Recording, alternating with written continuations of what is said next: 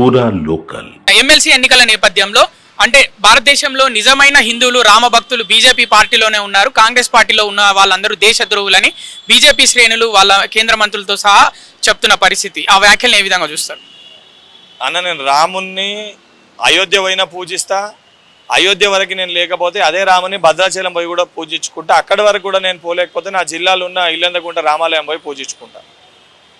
వీళ్ళ లెక్క కేవలము మేము కట్టిన అయోధ్యలనే రాముడు, అక్కడనే పోయి మేము రాముని పూజిస్తేనే రాముని పూజించినట్టు అన్నట్టు భారతీయ జనతా పార్టీ నాయకులు మాట్లాడితే రామభక్తులు కూడా రేపు పొద్దున అలా గుడ్డలు ఇప్పేసి కొడతారు. నిజంగా భారతీయ జనతా పార్టీలకి దేవుని పట్ల చిత్తశుద్ధి ఉంటే, నిజంగా గుడ్ల పట్ల వారికి చిత్తశుద్ధి ఉంటే 11 ఏళ్ళుగా భారతీయ జనతా పార్టీ కేంద్రంలో అధికారంలో ఉంది. మన దగ్గర కొండగట్టు అంజన్న కానీ, ఇల్లందకుంట రామాలయం కానీ, భద్రాచలం రాములవాడు గురు కానీ, సికింద్రాబాద్ మాంకాలమ్మ టెంపుల్ కానీ, ధర్మపురి కానీ, ఇలా అనేకమైన పుణ్యక్షేత్రాలు మన కాడ ఉన్నాయి.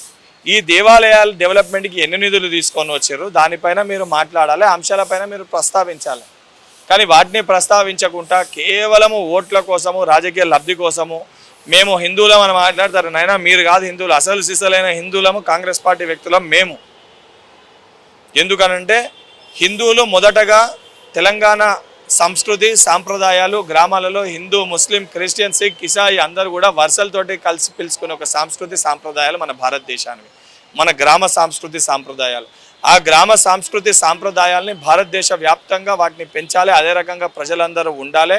ఏ రకంగా ప్రతి హిందువులు భగవద్గీతని, ముస్లింలు ఖురాన్ని, క్రిస్టియన్స్ బైబుల్స్ని భావిస్తారో భారతీయులందరూ కూడా పవిత్రమైన గ్రంథాలుగా రాజ్యాంగాన్ని భావిస్తారు. ఆ రాజ్యాంగాన్ని విధి విధానాల్లో నడిచే వ్యక్తులము, అసలైన వారసులము కాంగ్రెస్ పార్టీ కార్యకర్తలము.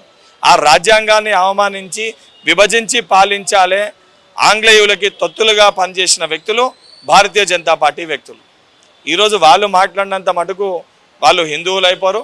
గతంలో హిందువుల కోసం కానీ ఇప్పుడు హిందువుల కోసం కానీ 11 ఏళ్ళుగా భారతీయ జనతా పార్టీలు ఏమి తీసుకొని వచ్చారో, మాకంటే ఏమి ఎక్కువ చేసారో ముందు దాన్ని బహిరంగంగా చెప్పే ఒక దమ్ము ధైర్యం వాళ్ళకు ఉంటే ఇటువంటి మాటలు మాట్లాడాలని చెప్పి భారతీయ జనతా పార్టీలో ఉన్న ఏదైతే మతాన్ని అడ్డం పెట్టుకొని రాజకీయ లబ్ధి పొందే ప్రయత్నం చేస్తున్నా కొంతమంది నాయకులకి సూటిగా హెచ్చరిక జారీ చేస్తున్నాం.